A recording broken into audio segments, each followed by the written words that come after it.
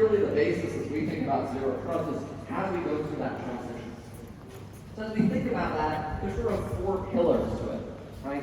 It's about establishing human identity and machine identity, and it's about leveraging those then in the human-to-machine and the machine-to-machine workflows. So in practice, what does that mean, right? I think it starts with establishing human identity. You want to say, hey, I know this is Armand, he works at HashiConf, he's a member of the development team, and then I can leverage that identity in the different human-to-machine workflows to say, okay, well, what system should Armand have access to? And then on the other side of that spectrum, it's about starting with machine identity. That's where Vault comes in and say, great, I know this thing is a web application. Based on that identity, I might say, great, we have access to a database credential or a cloud API key. Then from there, I can leverage that machine identity in machine-to-machine access to say, yeah, my web server should be allowed to access the database, right?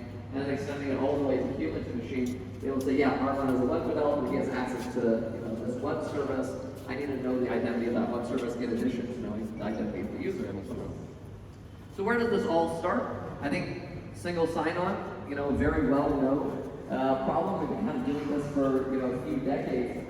We might have gone in a traditional way on-prem with LDAP, Active Directory, other kind of traditional systems. Now in the cloud might be Okta, Ping, Azure AD, lots of different approaches. At the heart, it's really about having that common user directory, being able to map a user into a group, and then some cryptographic protocol to assert, yep, this is Armand, whether it's SAML, Kerberos, OIDC, a lot of good choices. At the other end then, is I think the less well understood problem, right? It's how do we think about machine identity or application identity? I really want to be able to say this thing is a web server, this thing is my API service, this is my database, and that is really an identity problem, right? I want to understand that. And so people often think about Vault first as a secret manager, but the problem you have to solve even before you